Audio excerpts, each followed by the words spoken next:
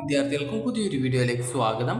ഈ വർഷത്തെ BSc nursing കോഴ്സിലേക്കുള്ള അഡ്മിഷനുമായി ബന്ധപ്പെട്ട് വിദ്യാർത്ഥികൾ ചോദിച്ച സംശയങ്ങൾക്കുള്ള ഉത്തരമാണ് ഈ ഒരു വീഡിയോയിൽ.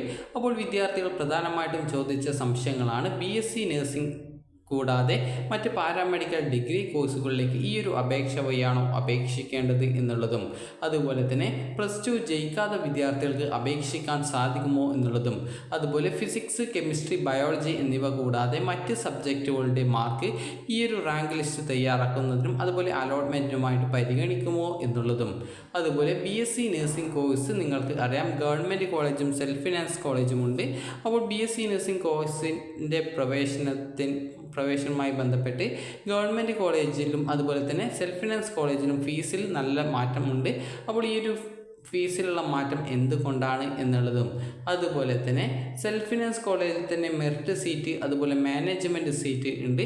അപ്പോൾ ഈ 2 സീറ്റുകളിലും സെയിം ഫീസ് വരുന്നത് എന്തുകൊണ്ടാണ് എന്നുള്ളതും, അതുപോലെ തന്നെ +2 ഇംപ്രൂവ്മെൻറ്റ് പരീക്ഷ എഴുതി കഴിയുന്ന വിദ്യാർത്ഥികൾക്ക് പിന്നീട് അപേക്ഷ നൽകാൻ സാധിക്കുമോ, അതുപോലെ ആ ഒരു മാർക്ക് ഇതിനായിട്ട് ഈ ഒരു റാങ്ക് പട്ടിക തയ്യാറാക്കുന്നതിലേക്കായിട്ട് പരിഗണിക്കുമോ എന്നുള്ളതും വിദ്യാർത്ഥികൾ ചോദിച്ച പ്രധാനപ്പെട്ട സംശയമാണ്.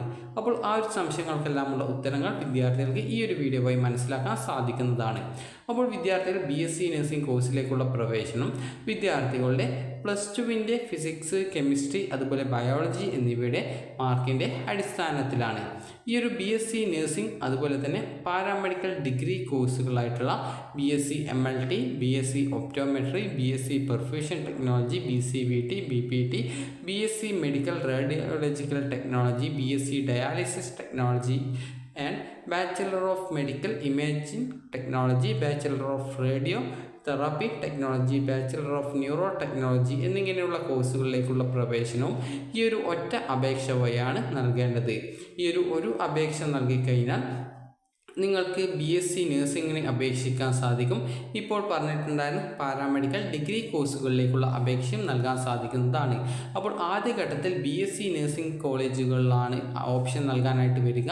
അതിനുശേഷം മാത്രമാണ് ആ ഒരു അലോട്ട്മെൻറ്റുകൾ ഏകദേശം കംപ്ലീറ്റ് ആവുന്ന സമയത്താണ് പാരാമെഡിക്കൽ ഡിഗ്രി കോഴ്സുകളിലേക്കുള്ള അലോട്ട്മെൻറ്റും നടത്തപ്പെടുന്നത്.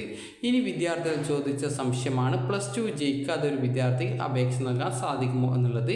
ഒരിക്കലും സാധിക്കുന്നതല്ല. +2 ജയിക്കുകയും അതുപോലെ തന്നെ ഫിസിക്സ്, കെമിസ്ട്രി, ബയോളജി എന്നിവയിൽ +2 പരീക്ഷയിൽ വിദ്യാർത്ഥികൾ മിനിമം പാസ് മാർക്കായിട്ടുള്ള 18 മാർക്ക് നേടുകയും അതുകൂടാതെ ഫിസിക്സ്, കെമിസ്ട്രി, ബയോളജി എന്നിവയിൽ ടോട്ടൽ 50% മാർക്ക് നേടുകയും ചെയ്യേണ്ടതുണ്ട്. അതായത് 360-ൽ 180 മാർക്ക് നേടണം എന്ന്.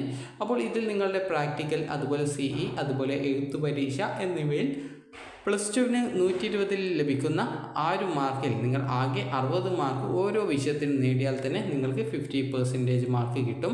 അല്ലെങ്കിൽ ഫിസിക്സ്, കെമിസ്ട്രി അതുപോലെ ബയോളജി എന്നിവയിൽ ടോട്ടൽ നിങ്ങൾ 180 മാർക്ക് വാങ്ങിച്ചു കഴിഞ്ഞാലും നിങ്ങൾക്ക് ആ ഒരു 50% മാർക്ക് കിട്ടും. ആ ഒരു മാർക്ക് ഉണ്ടെങ്കിൽ നിങ്ങൾക്ക് ഈ ഒരു അപേക്ഷ നൽകാൻ സാധിക്കുന്നതാണ്. ഇനി വിദ്യാർത്ഥികൾ ശ്രദ്ധിക്കേണ്ട കാര്യം, ഈ ഒരു മാർക്ക് കൊണ്ട് നിങ്ങൾക്ക് അലോട്ട്മെൻറ്റ് കിട്ടാനുള്ള സാധ്യത കുറവായിരിക്കും. കാരണം 50% മാർക്ക് നേടുന്ന വിദ്യാർത്ഥികൾ മാത്രമല്ല, സാധാരണ ഈ ഒരു വിഷയങ്ങളിലൊക്കെ ഫുൾ മാർക്ക് വാങ്ങിക്കുന്ന വിദ്യാർത്ഥികൾ സാധാരണഗതിയിൽ അപേക്ഷിക്കാറുണ്ട്.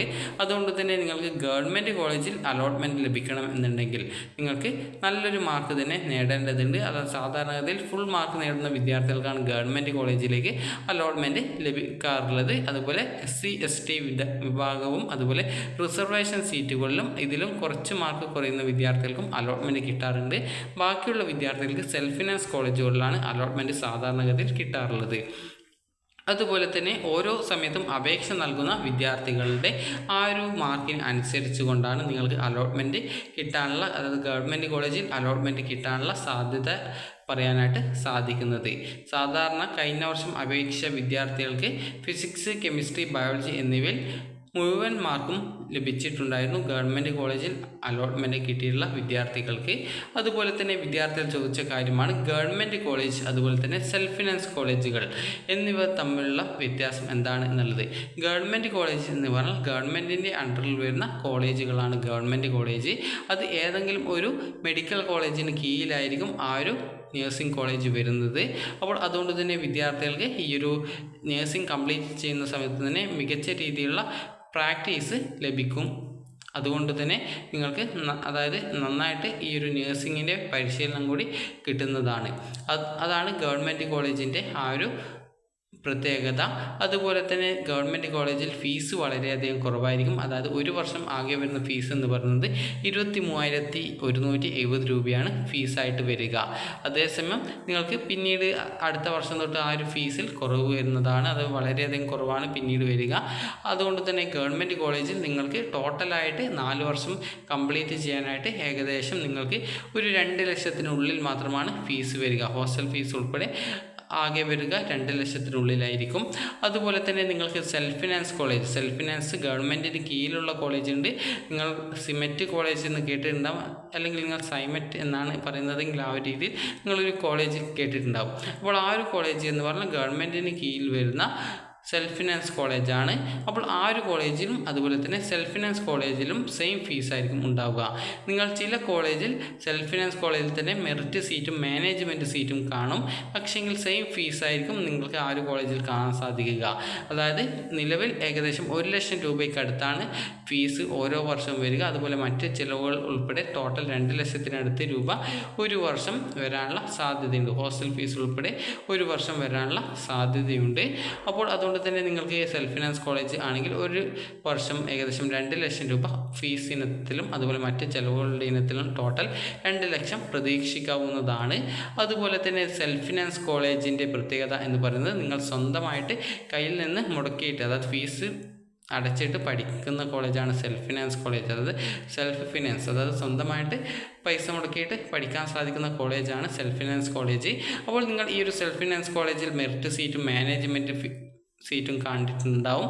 അപ്പോൾ അതിൽ നിങ്ങൾക്ക് അറിയാം സെയിം ഫീസായിരിക്കും നിങ്ങൾ കണ്ടിട്ടുണ്ടാവുക. അങ്ങനെ ഉള്ള കാരണം എന്ന് പറയുന്നത് പല മാനേജ്മെൻറ്റ് കോളേജുകളും ഗവൺമെൻറ് ആ ഒരു കോളേജിൽ മെറിറ്റ് സീറ്റിൽ നിശ്ചയിച്ച ഫീസിൽ തന്നെ അഡ്മിഷൻ നടത്താറുണ്ട്.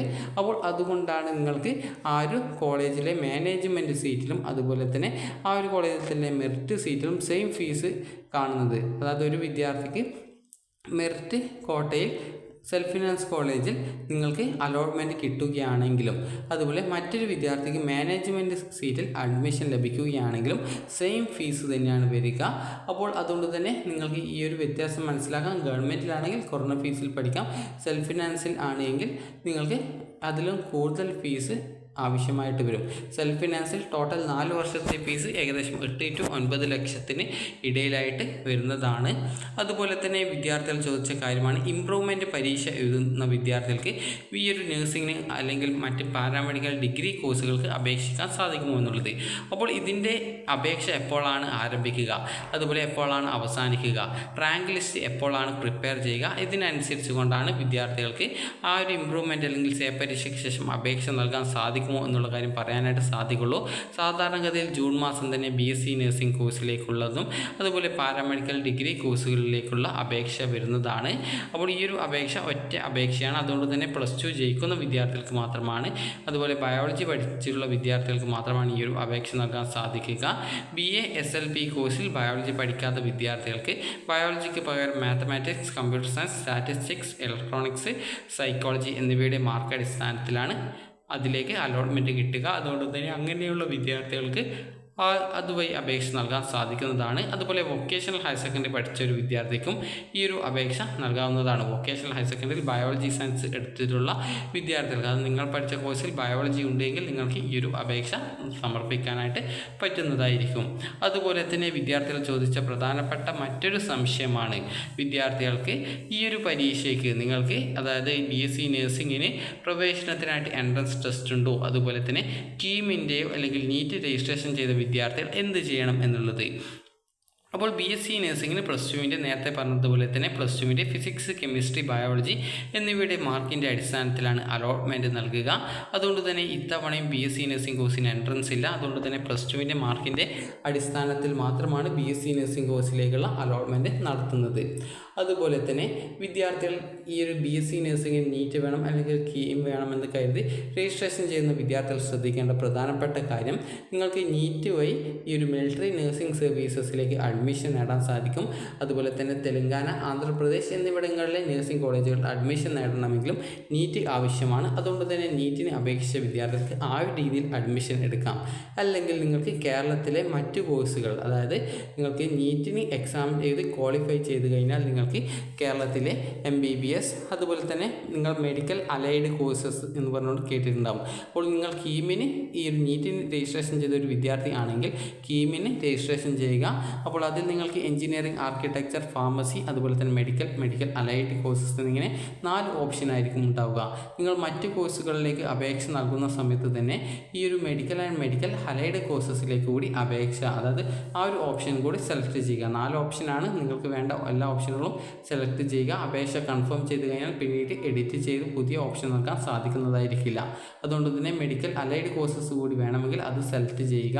ഈ ഒരു മെഡിക്കൽ അലൈഡ് കോഴ്സസിലേക്കുള്ള പ്രവേശനം എന്ന് പറയുന്നത് നിങ്ങളുടെ നീറ്റ് മാർക്കിൻ്റെ അടിസ്ഥാനത്തിലാണ് ഈ ഒരു മെഡിക്കൽ അലൈഡ് കോഴ്സസിലേക്കുള്ള റാങ്ക് പട്ടിക തയ്യാറാക്കുന്നതും അതുപോലെ നിങ്ങൾക്ക് അഡ്മിഷൻ, അതായത് അലോട്ട്മെൻറ്റ് നൽകുന്നതും.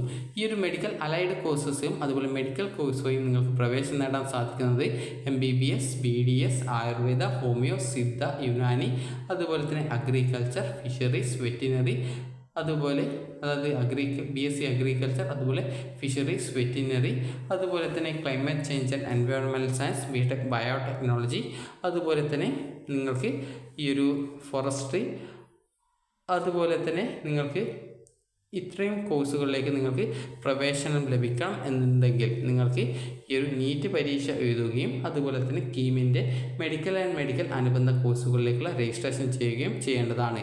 അതുപോലെ തന്നെ ആ ഒരു ഓപ്ഷൻ സെലക്ട് ചെയ്യുന്ന സമയത്ത് തന്നെ നിങ്ങൾക്ക് എഞ്ചിനീയറിംഗ്, ആർക്കിടെക്ചർ, ഫാർമസി അതായത് BPharm കോഴ്സ് വേണമെങ്കിൽ ആ ഒരു ഓപ്ഷൻ കൂടി ആ ഒരു സമയത്ത് തന്നെ സെലക്ട് ചെയ്യാനായിട്ട് ശ്രദ്ധിക്കേണ്ടതാണ്. നിങ്ങൾക്ക് റിസർവേഷൻ ബേസിലാണ് BSc നഴ്സിംഗ് കോഴ്സിലേക്ക് അലോട്ട്മെൻറ്റ് നൽകുക.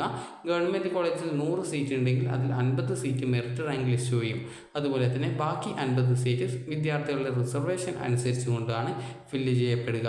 അതുകൊണ്ട് തന്നെ വിദ്യാർത്ഥികൾ ഇതിൻ്റെ അപേക്ഷ വരുന്നത് ഏകദേശം ജൂൺ മാസത്തിൽ നിങ്ങളുടെ റിസൾട്ട് വന്ന ശേഷമായിരിക്കും. അതുകൊണ്ട് തന്നെ വിദ്യാർത്ഥികൾ ഒട്ടും പേടിക്കേണ്ട ആവശ്യമില്ല. നിങ്ങൾക്ക് ഈ ഒരു അപേക്ഷ നൽകുക. നിങ്ങൾക്ക് പ്രതീക്ഷയുണ്ടെങ്കിൽ അതിനായിട്ട് വെയിറ്റ് ചെയ്യുക, ഇല്ലെങ്കിൽ മറ്റ് കോഴ്സുകളിലേക്കുള്ള അപേക്ഷ നൽകേണ്ടതാണ്. കാരണം നിങ്ങൾക്ക് കഴിഞ്ഞ വർഷം അലോട്ട്മെൻറ്റ് ലഭിച്ച വിദ്യാർത്ഥികളുടെ റാങ്ക് നോക്കുകയും അതുപോലെ തന്നെ നിങ്ങൾ അപേക്ഷ നൽകിയ ശേഷം റാങ്ക് ലിസ്റ്റ് പ്രസിദ്ധീകരിക്കുന്ന സമയത്ത് നിങ്ങൾക്ക് ആ ഒരു റാങ്ക് ലിസ്റ്റ് നോക്കുന്ന സമയത്ത് നിങ്ങൾക്ക് അലോട്ട്മെൻറ്റ് കിട്ടാൻ സാധ്യതയുണ്ടോ എന്നുള്ള കാര്യം നിങ്ങൾക്ക് മനസ്സിലാക്കാൻ സാധിക്കുന്നതാണ്. അതുപോലെ തന്നെ വിദ്യാർത്ഥികൾ ശ്രദ്ധിക്കേണ്ട പ്രധാനപ്പെട്ട കാര്യം എന്ന് പറയുന്നത് വിദ്യാർത്ഥികൾക്ക് ഏകദേശം ഇൻഡെക്സ് സ്കോർ എങ്ങനെ കാൽക്കുലേറ്റ് ചെയ്യാം എന്നുള്ള വിദ്യാർത്ഥികൾക്ക് ഒരു സംശയം ഉണ്ടാകും. നിങ്ങൾ ചെയ്യേണ്ടത് നിങ്ങൾക്ക് ലഭിച്ച മാർക്കിനെ ഈ ഒരു ആകെ ആ ഒരു സബ്ജക്റ്റിൻ്റെ +2ൻ്റെ മാർക്ക് എത്രയാണോ അത് ബൈ 100 ചെയ്ത് കഴിഞ്ഞാൽ നിങ്ങൾക്ക് ആ ഒരു സബ്ജക്റ്റിന് 100 എത്ര % കിട്ടി എന്നുള്ളത് മനസ്സിലാക്കാൻ സാധിക്കും. ഈ ഒരു രീതിയിൽ ഫിസിക്സ്, കെമിസ്ട്രി, ബയോളജി എന്നിവയുടെ മാർക്ക് നിങ്ങൾ നോക്കുക. അതിനുശേഷം ടോട്ടൽ കൂടുക. അപ്പോൾ നിങ്ങൾക്ക് 300-ൽ എത്ര കിട്ടി എന്നുള്ളത് നോക്കുക. അപ്പോൾ അതാണ് നിങ്ങളുടെ ഇൻഡെക്സ് സ്കോർ. ഈ ഒരു രീതിയിൽ നിങ്ങൾക്ക് ഇൻഡെക്സ് സ്കോർ കാൽക്കുലേറ്റ് ചെയ്യാം. അപ്പോൾ കേരളത്തിൽ +2 പഠിച്ചുകൊണ്ടിരിക്കുന്ന വിദ്യാർത്ഥികൾ ആണെങ്കിൽ നിങ്ങൾക്ക് 360-ൽ ഫിസിക്സ്, കെമിസ്ട്രി എന്നിവയിൽ +2-ന് ലഭിച്ച പ്രാക്ടിക്കൽ അതുപോലെ തിയറി അതുപോലെ തന്നെ CE മാർക്ക് ടോട്ടൽ നോക്കുന്ന സമയത്ത് 360-ൽ എത്ര കിട്ടിയിട്ടുണ്ട്, ആ ഒരു 360-ൽ എത്ര മാർക്കാണോ കിട്ടിയിട്ടുള്ളത് ആ ഒരു മാർക്കിനെ 1.2 കൊണ്ട് ഹരിച്ചു കഴിഞ്ഞാൽ നിങ്ങൾക്ക് 300-ലേക്ക് അതായത് 300 എത്ര കിട്ടി എന്നുള്ളത് മനസ്സിലാക്കാൻ സാധിക്കുന്നതാണ്. അപ്പോൾ ആകെ മാർക്ക് 360 വരിക. ഒരു വിഷയത്തിൻ്റെ 120 വെച്ച് ടോട്ടൽ 3 സബ്ജക്റ്റിൻ്റേത് 360, അതിനെ 1.2 കൊണ്ട് ഹരിച്ചാൽ നിങ്ങളുടെ ഇൻഡെക്സ് സ്കോർ 300-ൽ എത്ര കിട്ടി എന്നുള്ളത് മനസ്സിലാക്കാൻ സാധിക്കും. അപ്പോൾ ഇത് നിങ്ങൾക്ക് ഈ ഒരു അലോട്ട്മെൻറ്റ് ഗവൺമെൻറ് കോളേജിൽ കിട്ടുമോ എന്നുള്ളത് അറിയാൻ സാധിക്കും. സാധാരണഗതിയിൽ 300 മാർക്കിൽ കുറവുള്ള വിദ്യാർത്ഥികൾക്ക് സെൽഫ് ഫിനാൻസ് കോളേജുകളിലാണ് അലോട്ട്മെൻറ്റ് കിട്ടുക. അപ്പോൾ എല്ലാ വിദ്യാർത്ഥികൾക്കും ഈ ഒരു വീഡിയോ ഉപകാരപ്രദമായിട്ടുണ്ടെന്ന് കരുതുന്നു. അപ്പോൾ നിങ്ങളുടെ +2 റിസൾട്ട് വരുമ്പോഴേക്കും നിങ്ങൾ ഏത് കോഴ്സ് സെലക്ട് ചെയ്യണം എന്നുള്ള കാര്യം പ്രത്യേകം ശ്രദ്ധിക്കേണ്ടതാണ്. അപ്പോൾ ഈ ഒരു വീഡിയോ നിങ്ങൾക്ക് ഉപകാരപ്രദമായിട്ടുണ്ടെങ്കിൽ ലൈക്ക് ചെയ്യുക, ഷെയർ ചെയ്യുക. Thank you for watching.